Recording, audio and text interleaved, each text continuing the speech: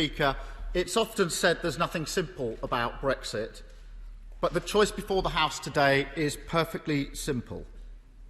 Do we implement the treaty that has been agreed with the EU, or do we not? That is the choice.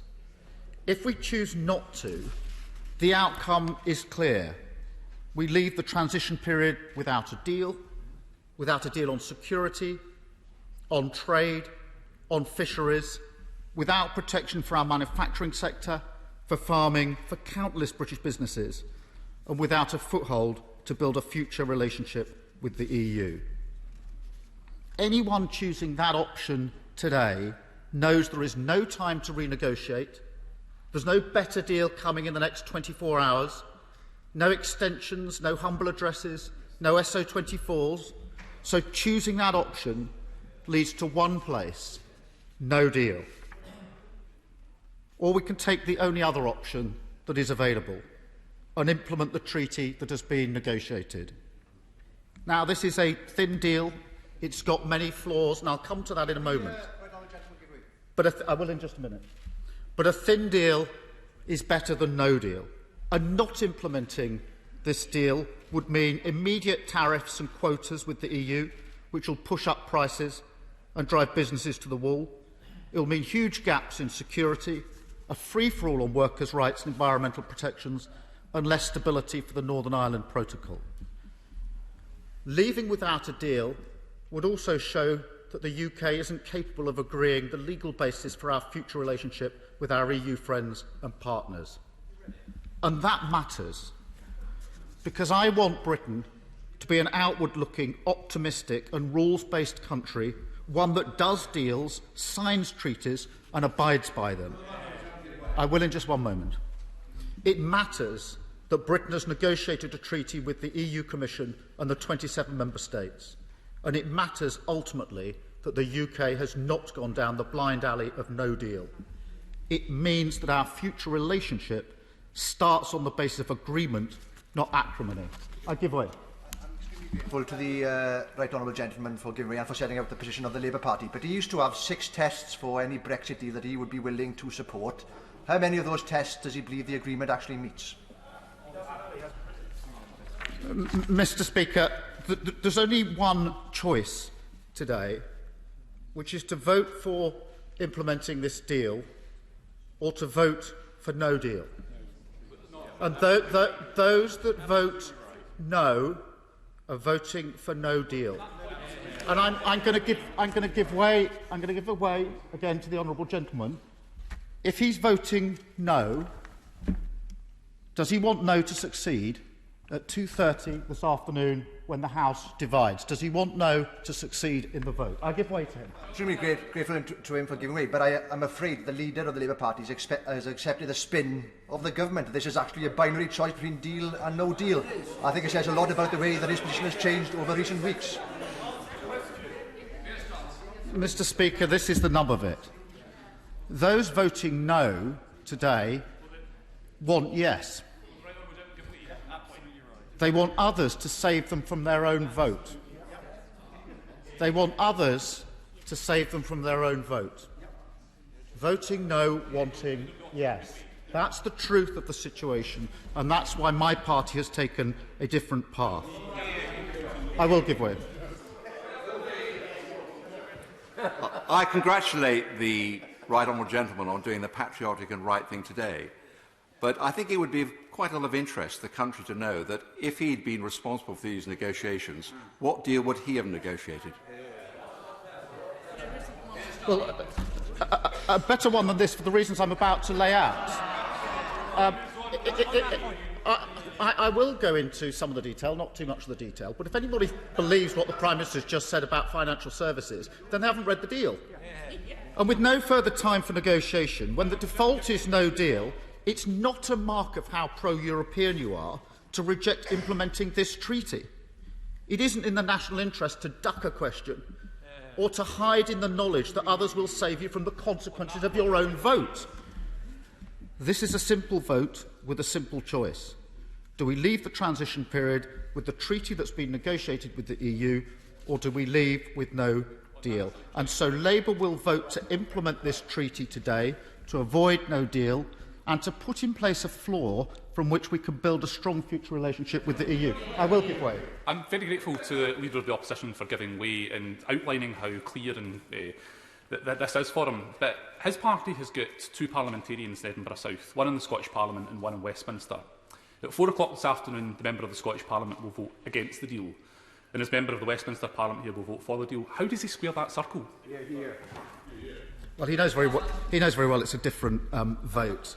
Now, it is a completely different vote on a different issue.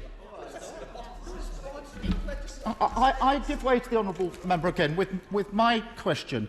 When he votes no against this afternoon, does he want the bill to fail and thus we leave tomorrow night without a deal? Is that the intent? Does he want the result to go the way he's voting? I'm very grateful to the right honourable gentleman for his intervention. I think he'll understand that there will be members of his own party in lobbies with me this afternoon. But if he can point to me in the order paper where I'm voting for no deal, I'd be very happy. Can you tell me what page that is on? That absolutely identifies the point. He's going to vote in the hope that others will vote the other way and save him from the consequences of his own vote. That is the truth of the situation for the SNP, hoping that others will do the right thing and vote in favour of implementing the treaty, because we fought against no deal together for months and years. And now those voting no are going to vote for no deal. Nothing's going to happen in the next 24 hours to save this country from no deal. So he wants to vote for something, but he doesn't want that vote to succeed. He wants others to have the burden of voting for it to save us from no deal. I'll give way in just a minute. I'm going to make some progress.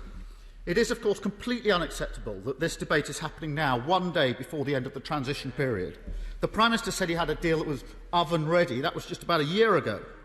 Then it was supposed to be ready in July, then September, then November, and finally it arrived on Christmas Eve. And that matters. I will in just a minute. That matters because businesses have had no chance to prepare for the new regulations. Talk to businesses about their concerns. They've got real difficulties now, and many of them already taken decisions about jobs and investment because of the uncertainty. And of course that's made worse by the pandemic. But let me now just go to the deal itself and analyse some of the flaws in the deal. First, let's start with the Prime Minister and what he said on Christmas Eve in his press conference, because he said this about the deal. There will be no non-tariff barriers to trade. There will be no non-tariff barriers to trade. His words. He wasn't being straight with the British public. That's plain wrong. It's worse than that. It wasn't an aside. It wasn't an interview, an off-the-record remark. It was a scripted speech. There will be no non-tariff barriers to trade. The Prime Minister knows it's not true. Every member of this House knows it's not true. I'll give way to the Prime Minister to correct the record. Either stand up and say that is true, what he said was true, or take this opportunity to correct the record. I'll give way. On that point. Come on.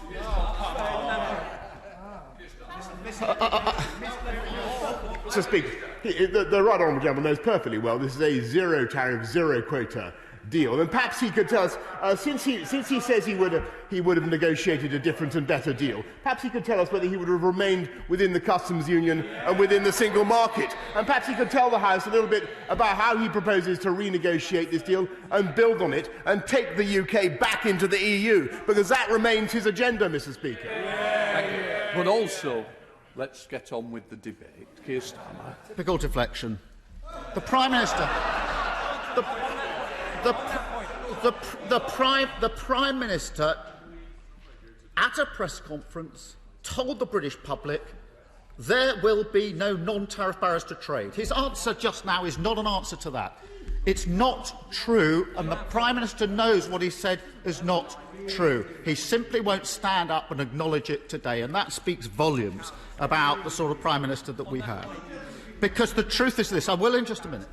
The truth is this. There will be an avalanche of checks, bureaucracy and red tape for British businesses. Every business I've spoken to knows this, and every business any member has spoken to knows this. That's what they're talking about. It's there in black and white in the treaty. I will in 1 minute. There will be checks for farmers, for our manufacturers, for customs, on rules of origin, VAT, safety and security, plant and animal health, and much more. many British exporters will have to go through 2 regulatory processes to sell to existing clients in the EU. And in order to keep tariff-free trade, businesses will have to prove that enough of their parts come from the EU or the UK. So there will be significant and permanent burdens on British businesses. And it's somewhat ironic that for years the Conservative Party has railed against EU bureaucracy, but this treaty imposes far more red tape on British businesses than there is at the moment. I will give way. I thank my right honourable and learned friend for giving way. The lead-up to this Brexit deal has seen a litany of broken promises. Just earlier this year, the Prime Minister stood at that dispatch box and he said that there is no threat to the Erasmus scheme. He also, amongst other things, made grand statements about taking back full control of our fishing waters. Does my right honourable friend agree that despite all of the promises, it's not only the British fishermen that are accusing the Prime Minister of betrayal and having caved in to arrive at this insufficient deal? Mr. Speaker, these are examples of the Prime Minister saying things, making promises that he doesn't keep. That is the hallmark of this Prime Minister. Let me turn to the question. I will give way. I promised I would. Giving way. Can the Leader of the Opposition not, in just some way, join millions of people in this country, including many millions of patriotic Labour voters, for the remarkable achievement of the Prime Minister? I'm glad there's a deal. I'm going to vote for the bill to implement the deal today, because a deal is far better than no deal. That is the right thing to do. That is the right thing to do. But to pretend the deal isn't what it is not being honest. And it's not a basis from which we can go forward. To pretend there are no non-tariff barriers when there are is just not true. The Prime Minister won't get up and just say, I got it wrong, I didn't tell the truth when I was addressing the public. He won't get up and do that.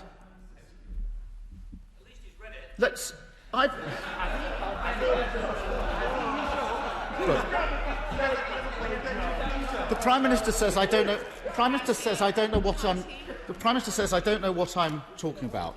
There will be no non-tariff barriers to trade. Will there be no non-tariff barriers to trade, Prime Minister? Yes or no? The ox is now on his tongue, I see. Mr. Speaker, let me turn to services. Because whatever the Prime Minister says, there's very little protection for our services in this deal. It is a gaping hole. We're primarily a services economy. Services account for 80% of our economic output, and we've got a trade surplus with the EU in services. But what we've got in this text doesn't go beyond what was agreed with Canada or Japan. The lack of ambition here is striking. And the result is no mutual recognition of professional qualifications. Talk to doctors, nurses, dentists, accountants, pharmacists, vets, engineers or architects about how they will practice now in other EU states, where they will have to have them agreed with each state separately in different terms and conditions. And anybody who thinks that that's an improvement really does need to look again at this deal.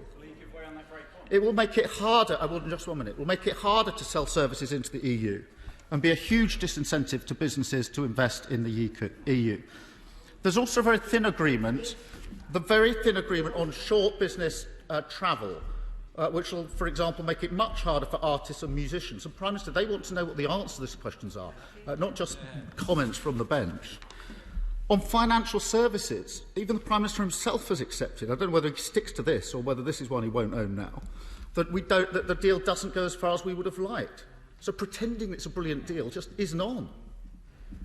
We've got to rely on the bare bones of equivalence arrangements, many of which aren't even in place, that can be unilaterally withdrawn and at short notice. That's the reality of the situation. So we're left to wonder, either the Prime Minister did not try to get a strong deal to protect our service economy, or he tried and failed.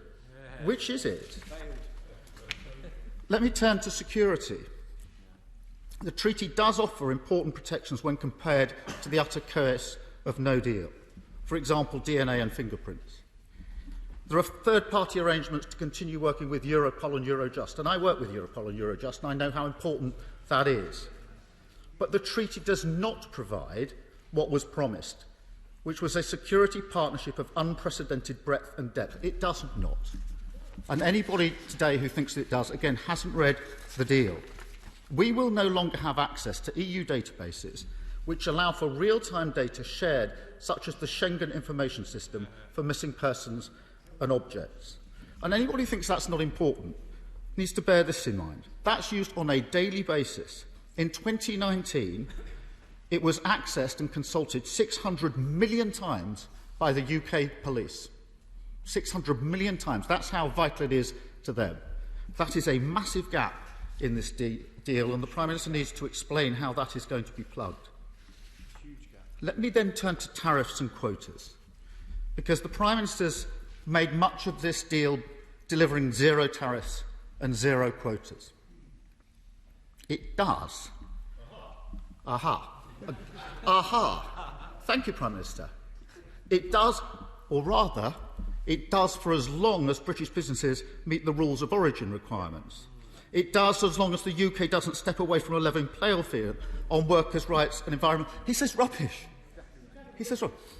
I have read, I've studied it, I've looked at it, I've been looking at nothing else for 4 years on this. If the Prime Minister doesn't realise, he's pretending that he's got sovereignty and zero tariffs and zero quotas. He hasn't. The moment he exercises the sovereignty to depart from the level playing field, the tariffs kick in. This is the...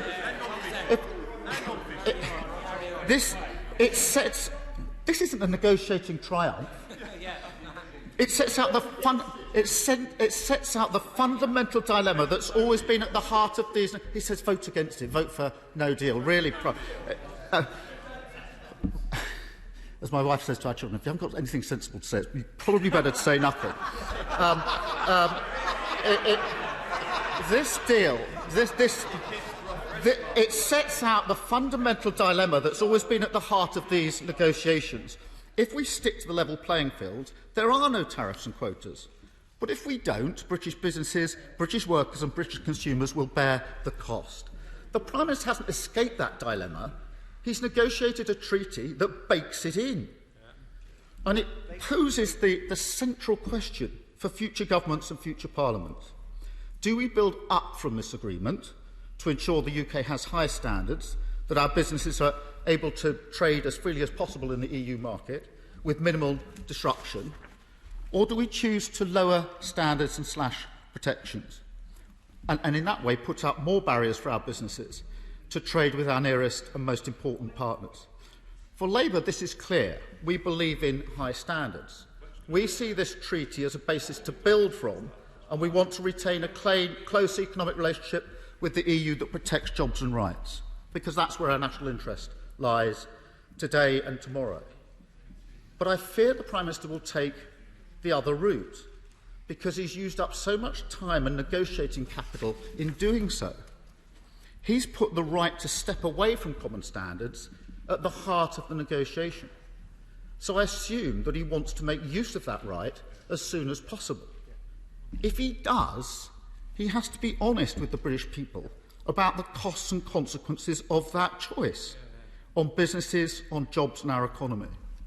If he doesn't want to exercise that right, he has to explain why he's wasted so much time and sacrificed so many priorities for a right that he isn't going to exercise. Mr. Speaker, after 4.5 years of debate and division, we finally have a trade deal with the EU. It's imperfect, it's thin, and it's the consequence of the Prime Minister's political choices. But we have only one day before the end of the transition period, and it's the only deal that we have. It is a basis to build on in the years to come. And ultimately, voting to implement this treaty is the only way to ensure that we avoid no deal. And so we will vote for this bill today. But I do hope that this will be a moment where our country can come together and look to a better future. The UK has left the EU. The Leave Remain argument is over, whichever side we were on. The divisions are over. We now have an opportunity to forge a new future, one outside the EU, but working closely with our great partners, friends and allies. We will always be European. We will always have shared values, experiences and history, we can now also have a shared future, and today's vote provides the basis for that. Thank you, Mr. Speaker. I'm now introducing a 4-minute limit for backbenchers. Theresa May. Thank you, Mr. Speaker. I welcome this